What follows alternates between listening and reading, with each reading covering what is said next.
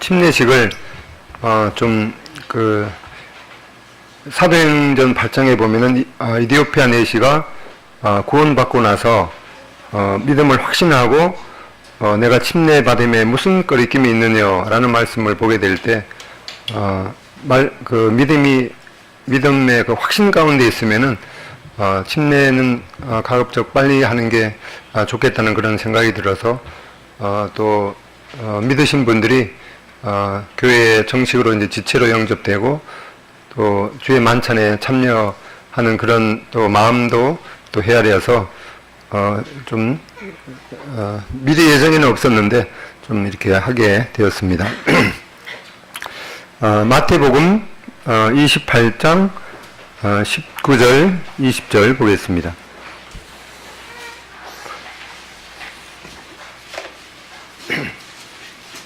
가급적이면 자기 성경을 펴서 읽으시면 좋겠습니다.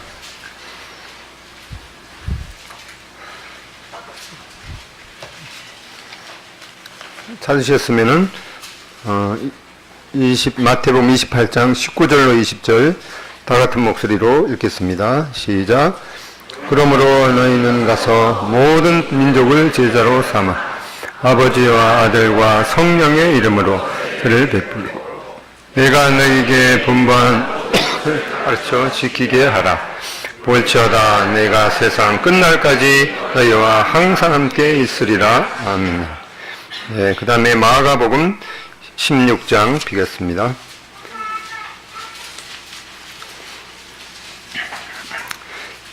신약성경 85쪽에 있습니다.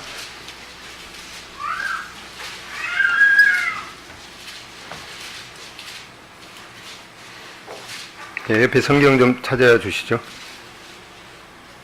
신약성경 85쪽에 있습니다. 마가복음 16장 15절 16절 읽겠습니다. 시작.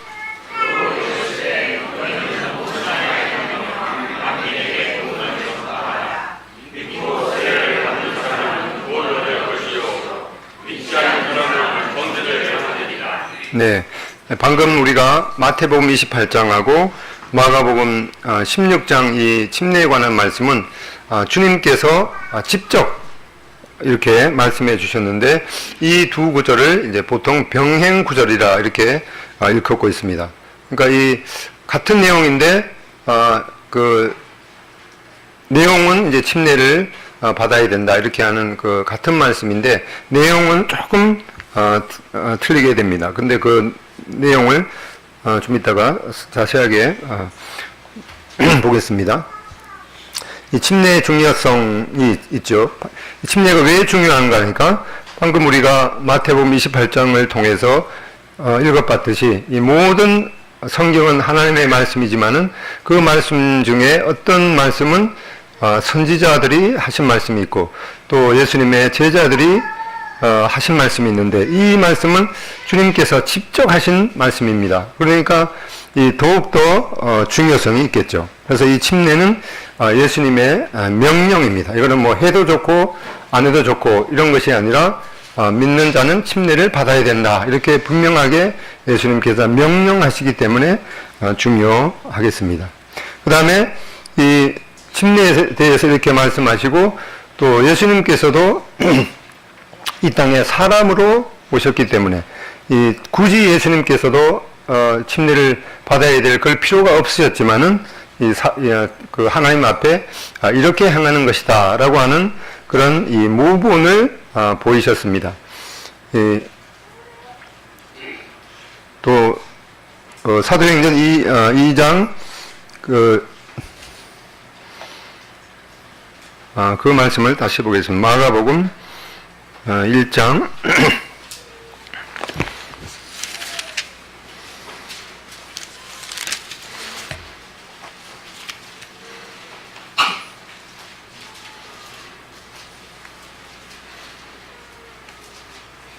마가복음 1장 9절 마가복음 1장 9절을 보면은 그때에 예수께서 갈릴리 나사렛으로부터 와서 요단강에서 요한에게 세례를 받으시고 곧 물에서 올라오실새 하늘이 갈라짐과 성령이 비둘기같이 자기에게 내려오심을 보이시더니 하늘에서 소리가 나기를 너는 내 사랑하는 아들이라 내가 너를 기뻐하노라 하시니라. 이렇게 예수님께서도 친히 침례를 받으심으로 사람들에게 이렇게 하나님 앞에 행하는 그런 모본을 보이셨습니다. 또한 초대교회 성도들이 이러한 주님의 명령과 또 주님의 제자들의 말씀에 따라서 이 초대교회에도 이 침례 모본을 행했던 것을 보게 됩니다. 사도행전 2장 40절 보면은 또 여러 말로 확증하며 구원하여 이르되 너희가 이 폐악한 세대에서 구원을 받으라 하니 그 말을 받은 사람들은 세례를 받으며 이날에 신도의 수가 3,000이나 더하더라. 그들이 사도의 가르침을 받아 서로 교제하고 떡을 떼며 오로지 기도하기를 힘쓰니라. 이렇게 이 초대교회 성도들도 이렇게 주님 앞에 이 침례에 순종하는 그런 모본을 보이셨습니다. 오른쪽에 있는 것을 보면은 이제 그 터키의 그 에베소라는 지역이 있습니다. 거기에 전에 에베소 교회가 있던 그 터인데 거기도 보면은 이렇게 웅덩이를 이렇게 파서 여기 물을 가두어 두고 또 믿은 사람들이 하나님 앞에 순종하는 그런 표시로서 이 침례를 받았던 이런 침례탕의 그런 흔적들이 있는 것을 보게 됩니다. 이 성지순례를 가보게 되면은 어디를 가든지 이러한 뭐 산꼭대기에 교회가 있더라도 거기에다가 이렇게 침례탕을 만들어 놓고 성도들이 침례를 받았던 그런 모습을 보게 됩니다. 또한 이 침례는 신약 성경의 이 서신서를 통해서 지속적으로 교훈하는 말씀입니다. 골로새서 2장 12절 직접 찾아보겠습니다. 골로새서 2장 12절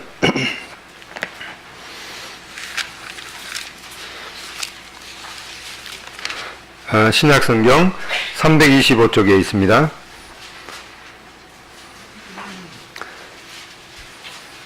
325쪽 2장 골로새서 2장 12절 너희가 세례로 또 침례로 그리스도와 함께 장사되고 또 죽은 자들 가운데서 일으키신 하나님의 역사를 믿음으로 말미암아 그 안에서 함께 일으키심을 받았느니라.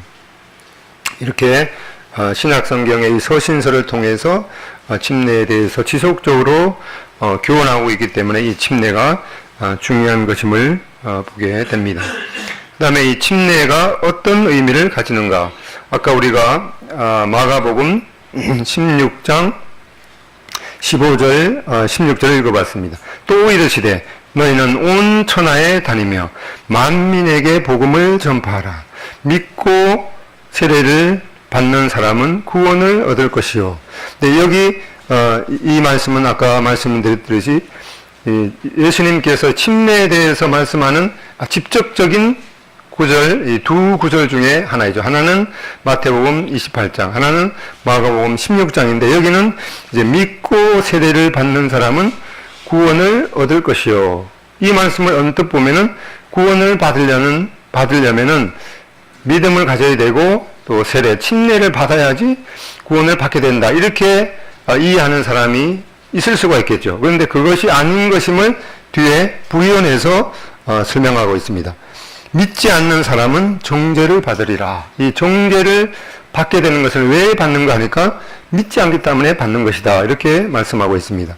그럼 여기에 이 정죄를 받는다는 것은 이 세례, 즉 침례를 받지 않았기 때문에 정죄를 받는 것이 아니라 단지 믿지 않았기 때문에 정죄를 받는 것이다. 이렇게 말씀하는데 그러면 여기 앞에 왜 믿고 세례를 받는 사람은 구원을 받을 것이요. 그러면 왜 이렇게 말씀하셨는가?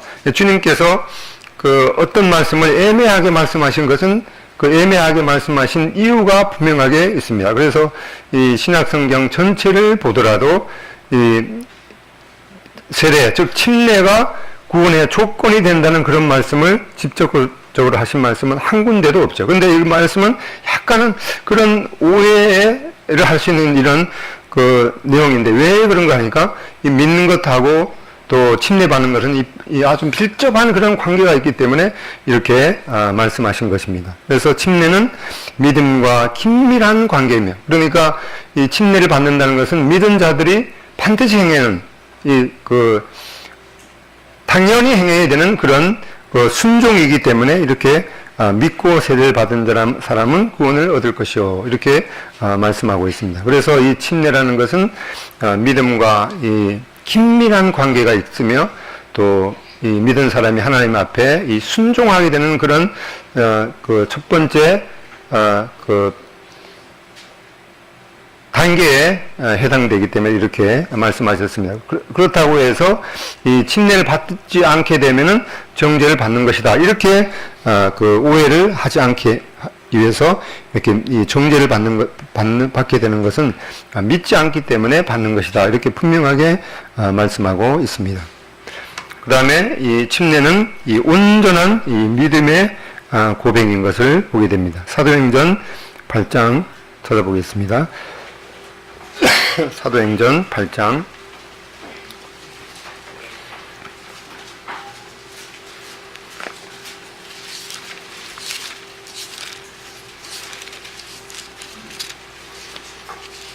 사도행전 8장 36절 37절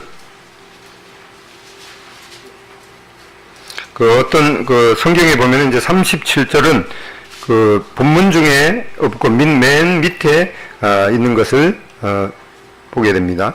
사도행전 8장 36, 37절에 보면은 빌립이 이르되 만일 그대가 마음을 다하여 믿으면 받을 수 있느니라. 그러니까 빌립이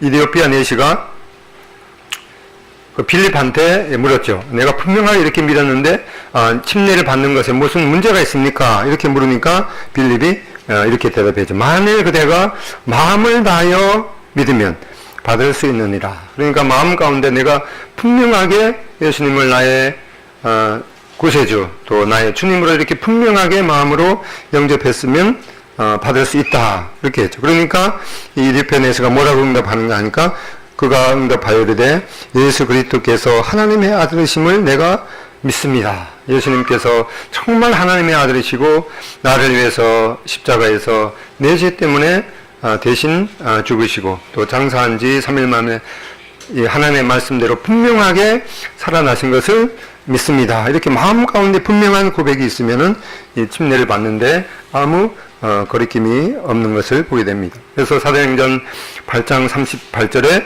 빌립과 내시가 둘 다 물에 내려가 빌립이 세례를 베풀고, 그러니까 이렇게 이디오피아 내시가 분명한 믿음의 확신이 있으니까 이 빌립과 내시가 여기 그림에 보듯이 그 강에 내려가서 이 세례를 빌립이 이디오피아 내시한테 세례를 베풀었다라고 하는 내용을 보게 됩니다. 그 다음에 세 번째, 이 침례의 의미는 그리스도와의 이 연합되었다는 것을 나타내는 것이다. 이 로마서 6장을 보겠습니다. 로마서 6장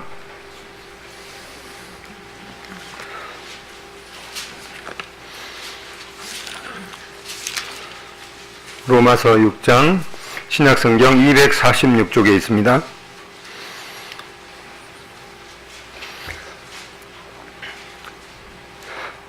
로마서 6장 3절 4절 읽겠습니다. 시작. 무릇 그리스도 예수와 합하여 세례를 받은 우리는 그의 죽으심과 합하여 세례를 받은 줄을 알지 못하느냐. 그러므로 우리가 그의 죽으심과 합하여 세례를 받음으로 그와 함께 장사되었나니 이는 아버지의 영광으로 말미암아 그리스도를 죽은 자 가운데서 살리심과 같이 우리로 또한 새 생명 가운데서 행하게 하려 함이라.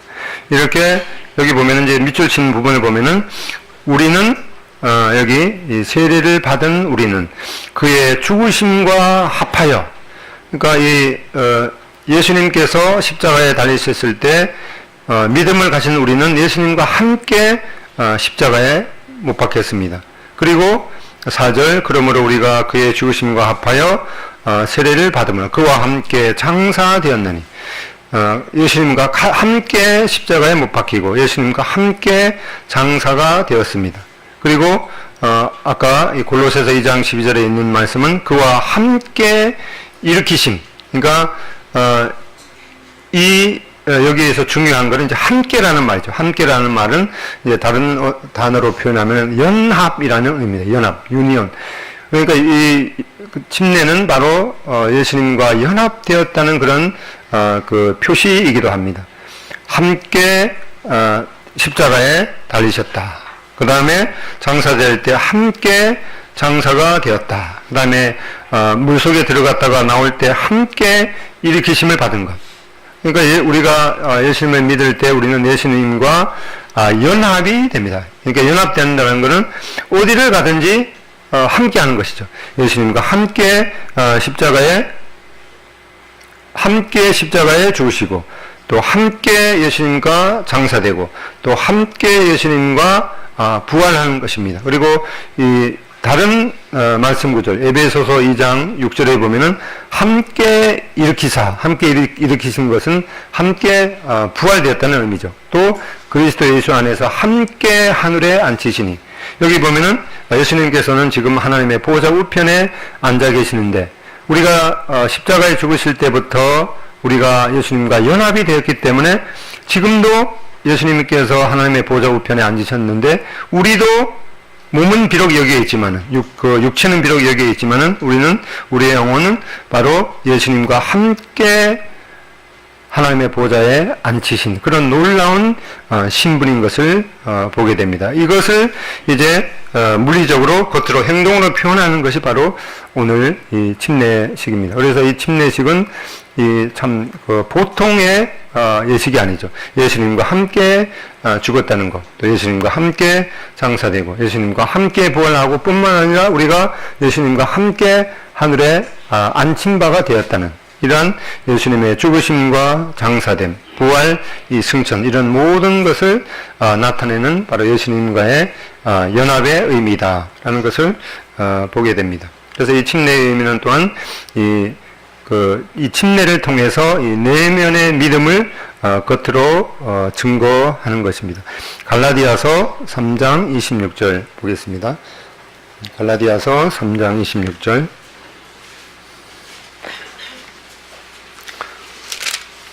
신약성경 305쪽입니다. 305쪽.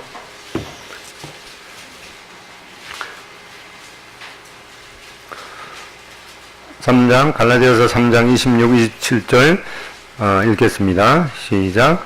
너희가 다 믿음으로 말미암아 그리스도 예수 안에서 하나님의 아들이 되었으니 누구든지 그리스도와 합하기 위하여 세례를 받은 자는 그리스도로 옷 입었느니라. 그래서 이 침례를 받는다는 것은 바로 이 우리의 내면의 믿음을 겉으로 증거하는 것입니다.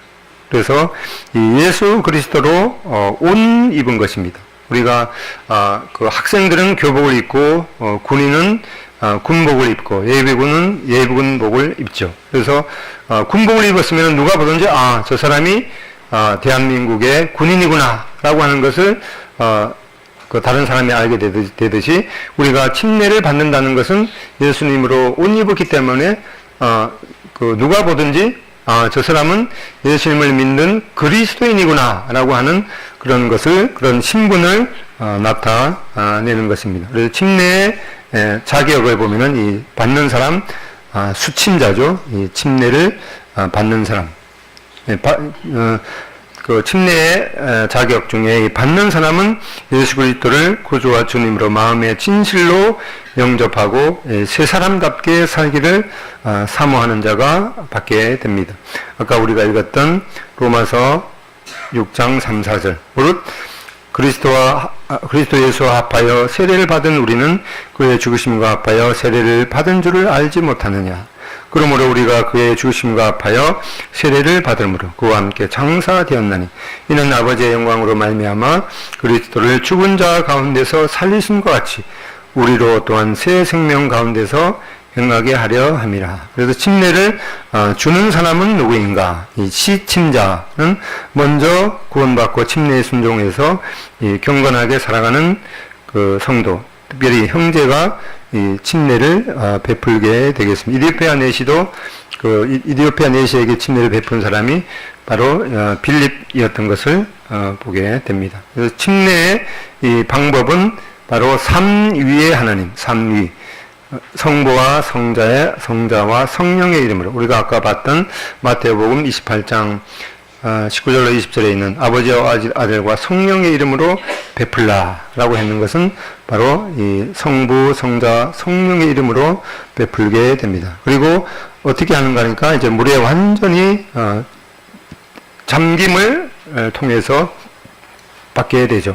그래서 이 그 침례라는 말이 원래 그 신약 성경의 그 헬라어에 보면 이제 밥티스마라고 되는데 이 밥티스마의 뜻이 물에 잠긴다라는 그런 의미입니다. 그리고 이 아까 사도행전 8장에서도 볼 때 물에서 올라올 때, 또 예수님께서도 물에서 올라올 때 성령이 비둘기 같이 임했다라는 말씀을 보게 됩니다. 그리고 침례의 의미가 바로 물속에 장사 지냈다가 다시 일으킴을 받는다. 그런 의미에서도 이렇습니다. 그런데 왜 그 성경에 그러면은 세례라고 되어 있는가? 그거는 이제 원본 그 성경은 오리가 없지만은 이 번역하는 그런 과정에서는 왠지 모르게 0.몇 %는 약간의 오리가 있도록 하셨는데, 그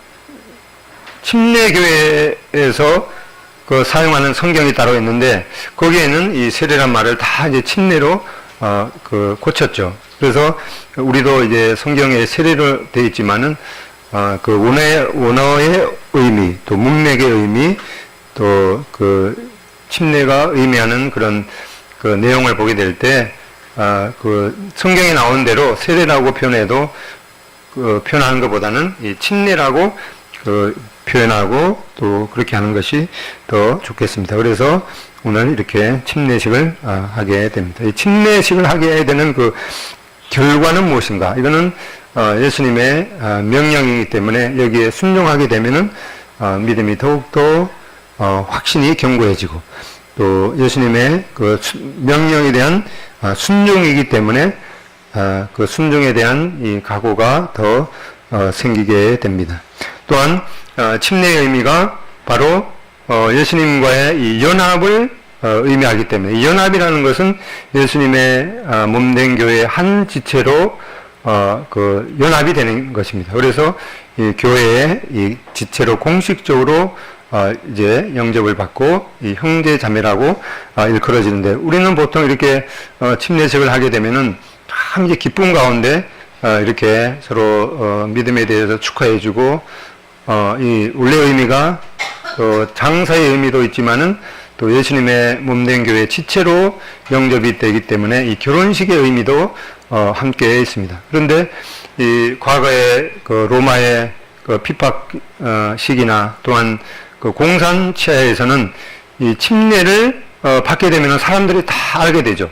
다 안다기보다는 그것을 침례식을 행하는 것을 보는 사람들은 저 사람들은 예수님을 믿고 나서 그것을 이제 그 공적으로 예수님을 따르기로 그 고백한 사람들이 저렇게 침례식을 행하는 거야. 그걸 이제 알게 되기 때문에 핍박하는 사람들이 침례식을 행하고 나면은 이제 죽음을 당할 수도 있는 그런 상황 가운데서도 이 침례에 순종했던 그런 교회의 역사를 보게 됩니다.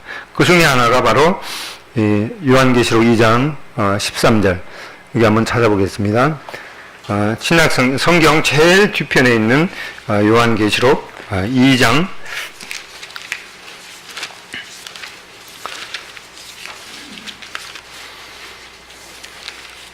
요한계시록 2장 13절 다 같이 읽겠습니다. 시작. 내가 어디 사는 것을 내가 아노니 거기는 사단의 위가 있는 데라. 네가 내 이름을 굳게 잡아서 내 충성된 증인 안디바가 너희 가운데 곧 사단에 거하는 곳에서 죽임을 당할 때에도 나를 믿는 믿음을 저버리지 아니하였도다. 여기 이 충성된 증인 이 안디바에 대해서 예수님께서 특별히 이렇게 칭찬해주고 있는데 뭐라고 하는가 하니까 여기 스크린에 보면 내가 내 이름을 굳게 잡아서 내 충성된 증인 안디바가 너희 가운데서 즉 사단이 사는 곳에서 죽임을 당할 때에도 나의 믿음을 저버리지 아니하였도다. 이 안디바라는 사람이 누구인가 하니까 원래 요한 3서의 수신자가 바로 이 가이오가 있는데 가이오는 이 사도 요한의 제자였죠. 이 가이오가 이 버가모 교회의 초대 인도자였는데 그 가이오 후에 바로 이 안디바가 이 버가모 교회의 인도자였는데 이분이 바로 이 사단이 사는 곳에서 이제 죽임을 당할 때 예수님의 이름을 예수님에 대한 믿음을 저버리지 아니하였도다라고 하는 그런 칭찬을 하게 되는데 역사적으로 보면은 이 도미티안 핍박을 아주 극심하게 했던 이 도미티안 황제가 바로 로마 황제가 주님이시다라고 하는 것을 이제 고백을 하면은 1년에 한 번씩 고백을 하면은 그 다음에는 다른 민족들도 다른 종교를 가진 사람들도 자기 나름대로의 종교를 믿어도 된다라고 하는 그런 이제 영을 내렸어요. 그런데 도미티안 황제가 나의 주님, 나의 하나님이 될 수가 그런 고백을 할 수가 있겠습니까? 이분은 못하죠. 그런데 어떤 사람들은 이제 그렇지 않으면은 어떤 형벌을 내리는 거 아니까 이게 뭔가 하니까 소 모양으로 됐는데 이게 노시죠. 노스로 만든 황소에다가 밑에다가 이제 불을 뗍니다. 여기다 물을 집어넣는 것이 아니라 그냥 아무것도 집어넣지 않고 노스로 된 이 황소에다가 불을 계속 지피면 어떻게 되겠죠, 이게?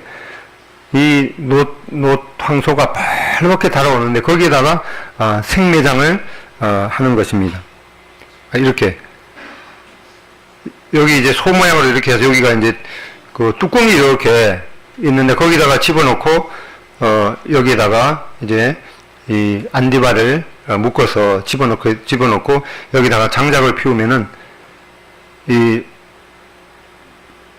황소 여기에 이제 콧구멍에서 연기가 나오겠죠. 그리고 이제 비명 소리 이런 걸 고통스러우니까 그런 소리가 이상한 소리가 돼서 이렇게 소리가 나오게 되는데 그렇게 해서 이 사람들은 자기 나름대로의 어떤 신한테 신의 노여움을 달랜다 이러한 명목으로 이제 그리스도인들을 도미티안 황제가 하나님이시다, 도미티안 황제가 주님이시다 그런 고백을 하지 않는 사람한테 이러한 형벌을 내리는데 그럼에도 불구하고 이 안디바는 하나님 오직 예수님만이 나의 하나님, 나의 주님이시다. 그것 외에는 나는 절대로 도미티안 황제가 나의 주님이시다라고 하는 고백을 절대로 할 수 없다. 이렇게 선언하고 나서 그러면은 이제 여기에 노트 황소가 펄겋게 달아오는 여기에서 순교를 당할 수도 있었는데 그런 믿음을 저버리지 않았습니다. 하나님께서는 그리스도인이 당하는 어떠한 또 환난에 대해서는 기적적으로 또 구출해 내시기도 하지만 어떤 면에서는 어떤 경우에는 그냥 순교를 당하도록 그냥 허용하시는 거죠. 다만 그런 이 순교를 통해서 예수님께 대한 그 믿음이 얼마나 놀라운가를 또 다른 사람한테 증거할 수 있는 그런 기회가 되니까 예수님께서 그런 순교를 허락하시기도 하십니다. 다만 이 하늘에서는 이러한 순교를 당한 사람들한테 이 생명에 썩지 않냐고 쇠하지 아니하는 생명의 면류관을 약속해 주셨습니다. 아무튼 이 안디바는 이러한 죽임을 당할 때에도 예수님을 믿는 믿음을 저버리지 아니하였다라고 하는 것을 보게 될 때 우리는 평안한 가운데서 예수님만이 나의 하나님, 또 나를 만드신 분, 나를 위해서 죽으신 분, 나의 구세주, 나의 주님이십니다. 그런 마음의 고백을 진심으로 마음 가운데서 하시는 거죠. 우리 네 분. 어떤가요? 예. 아닐 것 같으면 지금 얘기하셔야 돼요. 근데 이런 정말 그렇다. 그런데 이 안디바처럼 내가 이런 고백을 하게 되면은 이제 잠시 후에 이 벌겋게 달궈진 황소 그 안에서 내가 태워져서 그런 무서운 형벌을 받게 된다고 해도 내가 이런 믿음을 저버리지 않겠다라고 하는 것에 대해서는 약간 망설여지죠. 솔직히 말해서 그죠.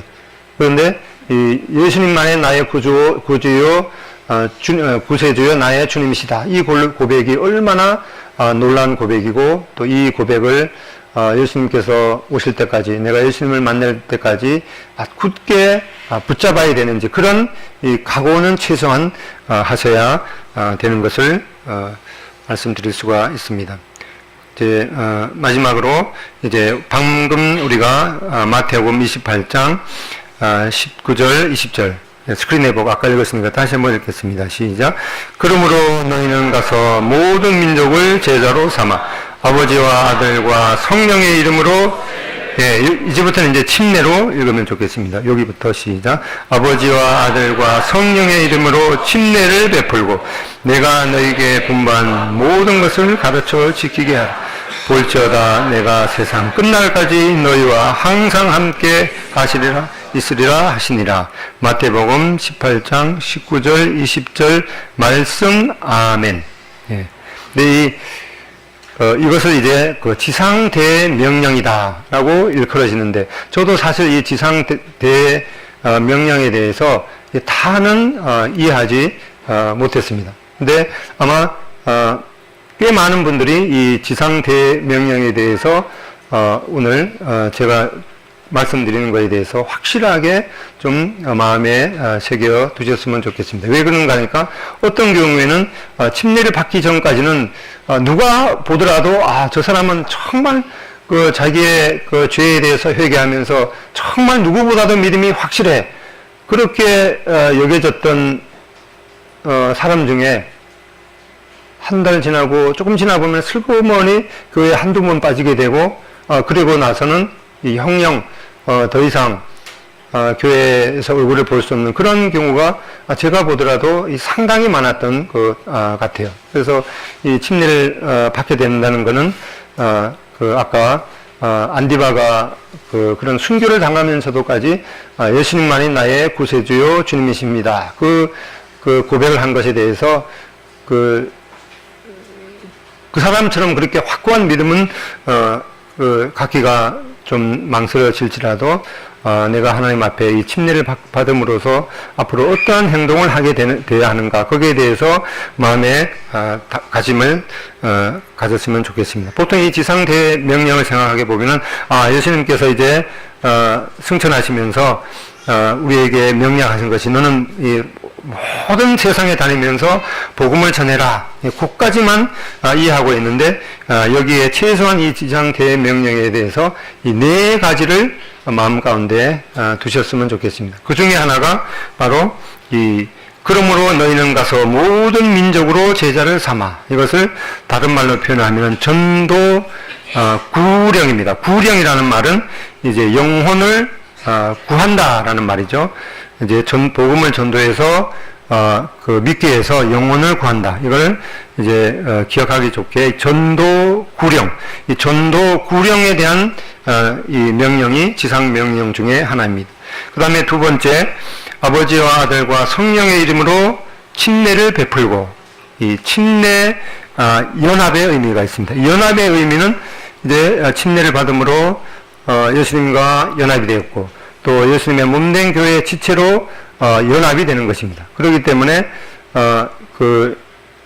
구원받고 나서 나는 이제 천국에 갈 그런 확실한 보장을 받으시니까 나는 이제 내 맘대로 그냥 나 혼자 살아도 돼 이런 것이 아니라 이제 예수님과 연합이 되고 또 교회의 지체로 연합이 되어서 그 몸된 교회에서 작은 부분이라도 하나님을 기쁘시게 하는 일을 해야 되는 그런 이 의무가 있습니다. 그 다음에 이제 세 번째 의미, 내가 너희에게 분부한 모든 것을 가르쳐 지키게 하라. 바로 이 말씀의 양육을 받을 그런 의무가 있습니다.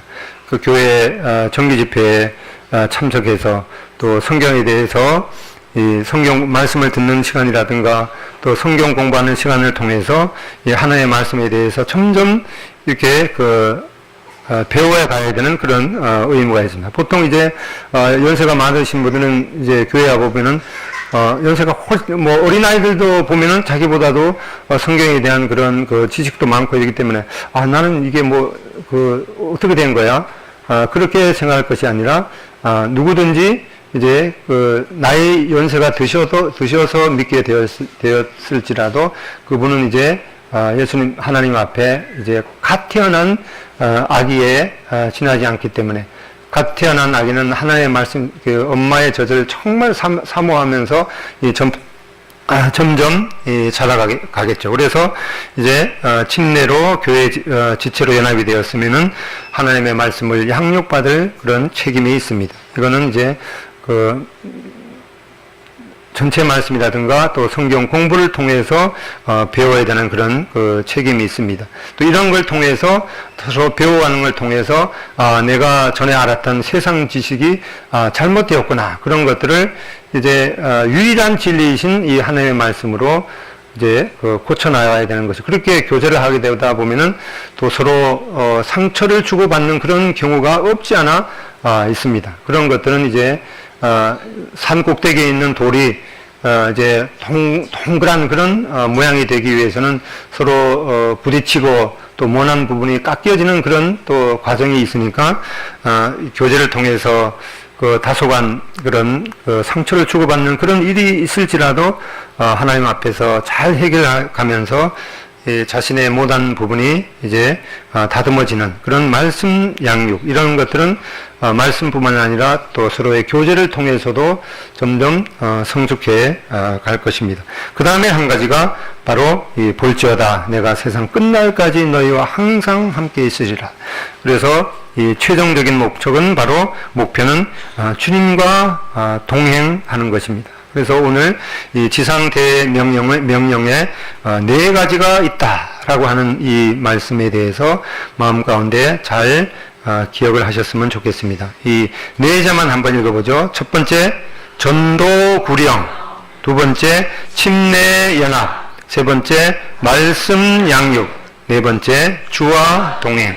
이 네 가지가 이제 순서도 이와 같은 순서겠죠. 우리가 전도를 통해서 복음을 믿게 되고, 또 침례를 통해서 주님과 연합, 또 교회와 한 지체로 연합, 그다음에 말씀으로 양육받고 주님과 동행하는 이 네 가지에 대해서 잘 이렇게 이 중간에 가서 포기하는, 이 침례를 받았는데 뭐 이런저런 핑계로 이 말씀을 양육받지 않는다든가, 또 말씀을 이렇게 양육받았지만은 이제 개인적으로 주님 만날 때까지 동행하는 그런 데서 이제 다른 길로 나간다든가, 그런 것이 없이 이렇게 네 단계를 잘 밟아 가시기를 바랍니다.